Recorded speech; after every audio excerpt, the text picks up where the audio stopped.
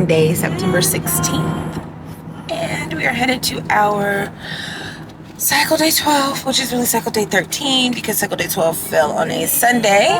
Follicle scan. This is our second medicated cycle for timed intercourse or IUI. I believe we're going to do timed intercourse again. And then if for whatever reason after a certain amount of times, if that doesn't work, then we move to IUI. And then you move to IVF. I believe that's pretty much the standard. Unless you're, discovery stage where they do all your scans and they check your blood and all that, determines that you're not going to be successful at all or have a very low probability of being successful with the intercourse or IUI, then typically they might just kind of start you at IVF. But so we are about to get a sample. They will use. Okay.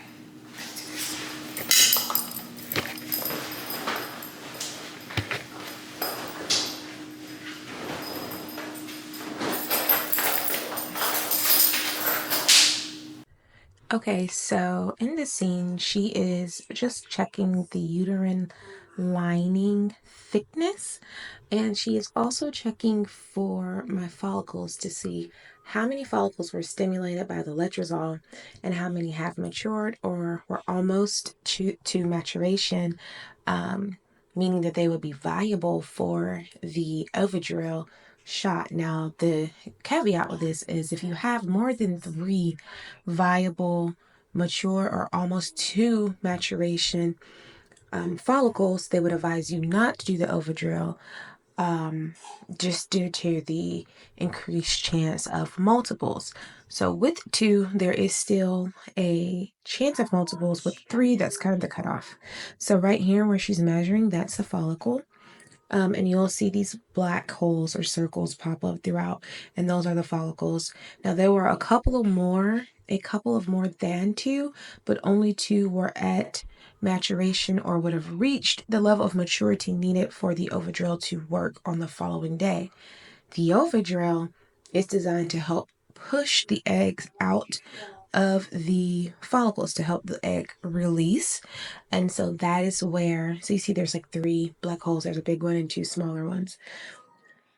So that release is where the chance of pregnancy or multiples comes in, because if you release 2 eggs and 2 eggs fertilize, then 2 eggs implant, you have twins. If you release 2, 1 fertilizes, 1 implants, great. 2 fertilizes, 1 implants, great. But if you release 3, that increases your chances of multiples and it increases your chances of twins or triplets. So just to be on the safe side, for mom and baby, they typically don't do more than 2 mature follicles after the letrozole for the Ovidrel shot.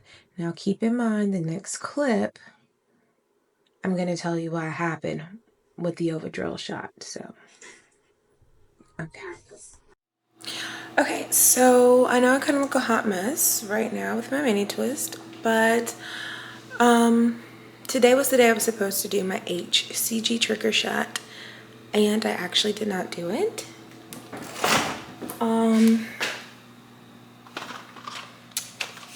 I have my Ovidrel shot right here. As you can see, it says Ovidrel. And I am just doing this real vlog lifestyle in real time. So my husband will be deploying soon, and we are on this journey of trying to conceive. And we are using fertility assistance. And my husband was just not, ready to fully go through with this cycle. And so that kind of came to a head today. I will keep you guys posted on what happens next and how we move forward. I'm filming this in real time, so I don't know what that looks like. And because I can already feel the hate from all the My Body, My Choice women, I am a married woman, a happily married woman. I joyfully, willfully, happily have God at the center of my marriage, and I am in full submission to my husband, and my husband is in full sacrifice to me, and we are a team. And if one member of the team is not ready to play, then we don't we don't go forward with the game. Sometimes we have to forfeit the game. And so that's the best way I can put that. I am okay. I am happy that I am able to be in a secure place with my husband, to where pregnancy isn't just all about what I want, but us making a decision together and being able to be emotionally ready as well as physically ready to move forward with this process, especially coming off of a pregnancy loss. And so we're going to respect him, his wishes, just as much as he's respecting me and mine. And this is not a my body, my choice channel. This is, we are one flesh. We are husband and wife. And so, and I hope that is encouragement to anyone else that may be going through that as well. So, ta-ta for now. Hey guys, what's up? So coming to kind of wrap up my second medicated cycle. So that's what this video is about. So what you guys seen so far in the video, get to see me go to my follicle scan. What I did not show was the 5 days starting from cycle day 3. So your cycle starts at day 1, the first day of your period. When your period starts at cycle day 1. So on cycle day 3, I started my Letrozole daily for 5 days. So that was cycle days 3 through 7. So 3, 4, 5, 6, and cycle day 7. I take that. It's supposed to stimulate ovulation, open up my follicles, help the follicles, mature. I go in on cycle day 12, as I said in the video. So we get there, everything looked great. I had 2 follicles at this scan. So follicles looked great. I was ordered to trigger the next morning. Well, as you see in the video, guys, I did not trigger. My husband and I just were not ready. At the time that I recorded this, at the time we were going through this, my husband was preparing for a deployment.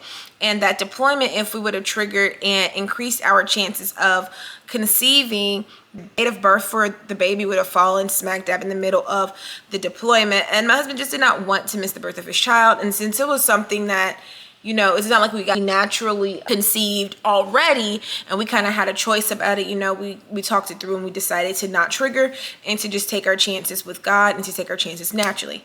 Well, guys, lo and behold, I got pregnant. Lo and behold, I got pregnant. So I'm going to insert some pictures of the very faint line pop.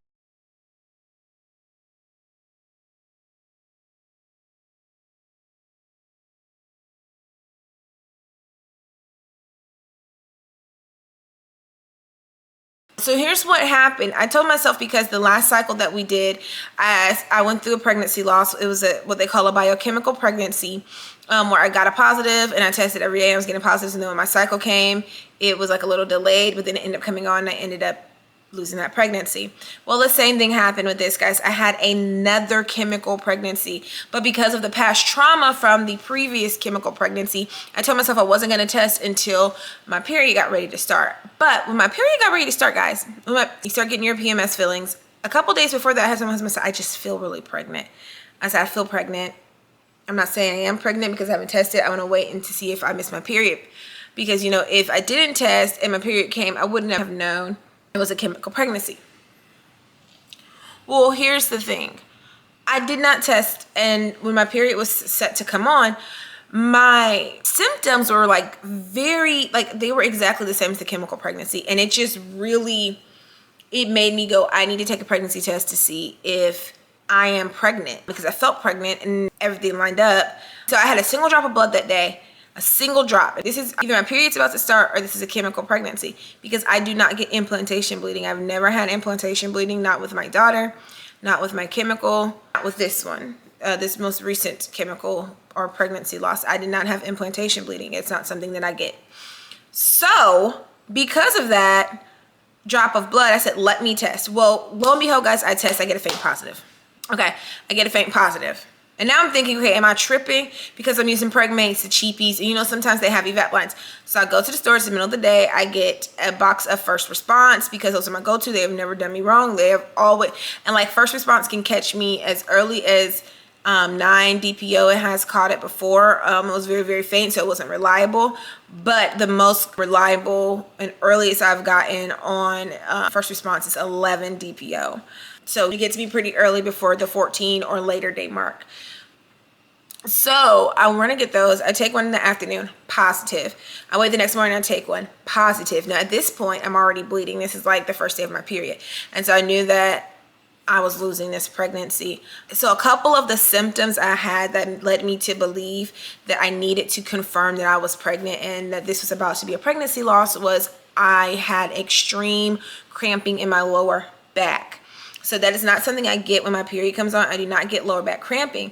However, I do get lower back cramping during labor because I have a retroverted, or whatever it's called, my uterus tilts back. So Braxton Hicks, contractions, pregnancy pains, labor, stuff like that, I feel it a lot in my back. And so I believe that is why I feel my chemical pregnancy losses. I feel like really agitated cramping in my lower back. Another thing was I was extremely bloated, more bloated than normal. So if you've ever been pregnant, you know, like that pregnancy bloat, that first trimester, the peeing, all of those things. So I definitely had the pregnancy bloat, and I was hungry.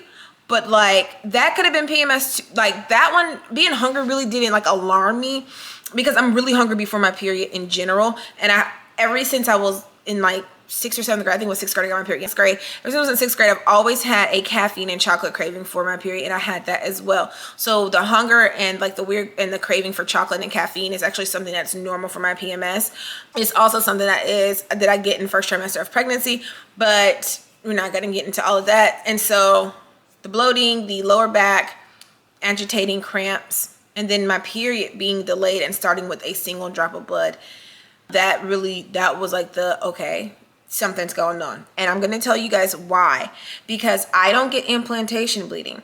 And if I was not pregnant, then my period would have just started. Like I don't get a lot of cramping. I've never had really heavy cramping or really agitated cycles. Like when my period starts, it's not the worst. Like at most, I'm a little bloated. I'm a little emotional. I'm very sleepy, so sleepy. And I'm hungry hippo, and I want chocolate after like if I eat a meal, it's gonna be a big meal, and I want chocolate. So those are kind of like my telltale PMS signs. So for this, I did have the breast tenderness. I did have those lower cramps, that cramping in the back that let me know I was going through that chemical. But the breast tenderness, that's more so a pregnancy sign for me than a PMS sign.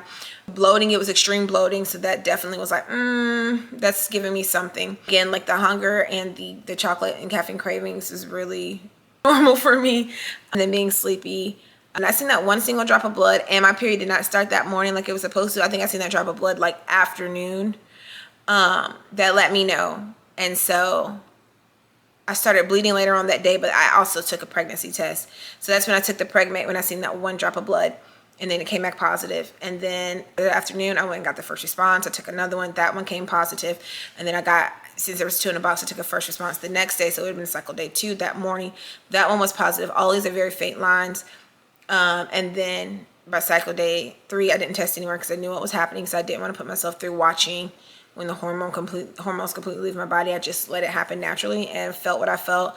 You know, I prayed, got to keep my faith. I was really, really sad. I was really sad. We've been trying for a long time. We've been trying since April of 2023. And, you know, if we're not successful this fall or this winter or in the spring, we will be coming up on our 2-year mark in April.